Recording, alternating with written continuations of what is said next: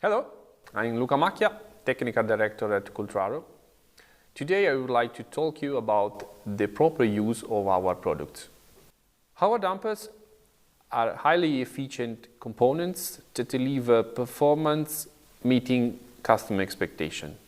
However, correct installation and usage are crucial. If subjected to improper stress or loads, our dampers can be damaged or at least have their life reduced. Starting with the barrels, they should not be subjected to compressive forces, whether radial or axial. Radial or axial loads can badly affect their performance. It is essential that the only stress applied to the damper is torsional and that the housing provides a slight clearance. This allows the damper to operate correctly and ensure a long life service. For our linear dampers, three aspects must be considered. The rod should not be subjected to radial loading, and the compression stop must be in place to prevent exceeding the damper's maximum stroke, to prevent internal components damaged. The applied force must be perfectly aligned on the damper axis, and the damper's plastic body should not be compressed, which requires a slight clearance between the plastic base and its mounting housing.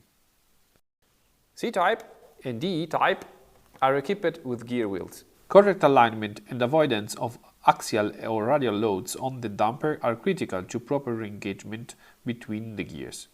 As long as proper installation rules are followed, primarily concerning tooth profile and certain distance, there will be no issues and the dampers will have a long operational life. Push-push latches are not dampers, are locking systems for doors or other mechanisms, and also for them there are important aspects to be considered. If the push mechanism is subjected to lateral forces, it could be damaged or jammed. Furthermore, it is critical to respect the end stop.